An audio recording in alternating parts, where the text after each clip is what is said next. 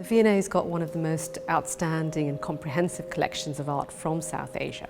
On display in this evocative architectural setting, you will see the magnificence of the Mughal courts, the colour and vitality of the Rajput and Sikh kingdoms, the fine art of the Deccani sultanates, and a variety of objects produced during the British period in India. There's a whole range of beautiful things that really show an incredible skill and mastery of craftsmanship. Taboos Tiger was made for Tipu Sultan, who was the ruler of Mysore in South India, and he was defeated by the British in 1799. And they found immediately after the siege, when they stormed his city and his palace, concealed in the music room in the palace was this tiger, which they discovered has an organ concealed inside the body. So it didn't come directly to this museum. It went first of all to the Indian Museum in the City of London, and it was exhibited next to the library, and it was put in a place where the public could go in and see it, and they were also allowed to play it. They could open the concealed flap, reveal the keyboard and play popular tunes, very patriotic tunes like Rule Britannia and God Save the King. It's extremely popular, it's very eccentric. I think it's because of that people remember it. It's the sort of thing that children are brought to see, and in these very large halls of the V&A they see this tiger, and it's the sort of thing that they remember forever. All the things you see in a gallery like this don't just appear in the condition that's ready for display.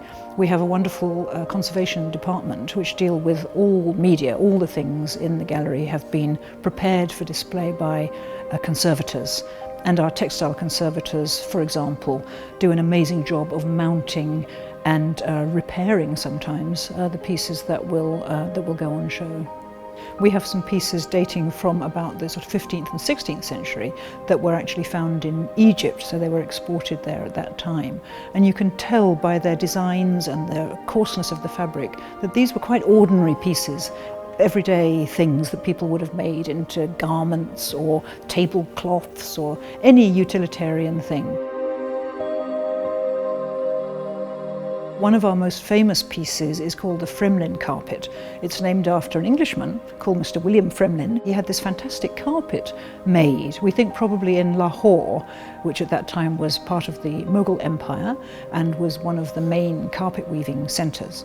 And it looks like a very beautiful 17th century Mughal carpet until you start to look at the field, which amongst all the animals and so on, there are the Fremlin family's coat of arms that he'd actually commissioned to be woven into this carpet, and it appears 17 times in the borders and the field of the carpet. It's one of only 3 carpets that survive that we know exactly who they were made for and when, because we know the name of the man who commissioned it and when he was in India. So it's a very useful benchmark, if you like, for dating other pieces as well.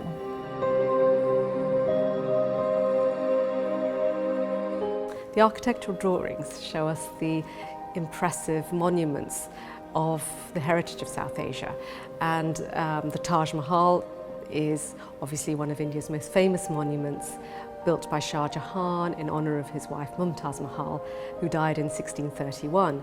And the monument was finished in 1643 and is known for its symmetry and its simplicity of form. And the painting is actually in the style known as company painting. It's very flat graphic style, plain background, Western perspective, are all done by unnamed Indian artists to suit the tastes of European patrons.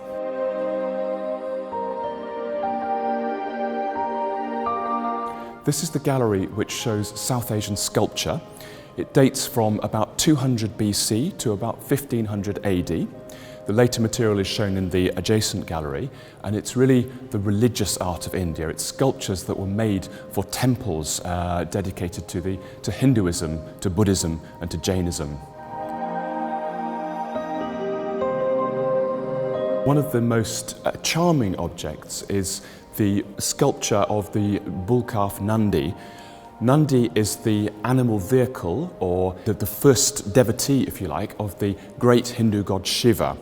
And a statue of Nandi would be placed in front of every temple of the god Shiva. so that worshippers can come and pay their respects to Nandi as his primary devotee.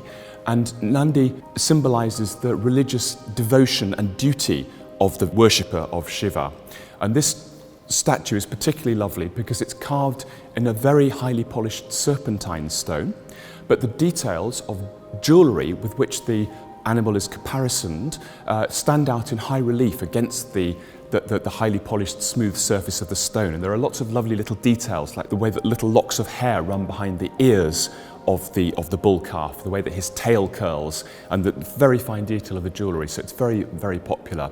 And if you look closely at his forehead, there's also a third eye, which is an attribute of the god Shiva. So it shows his close connection with the great god.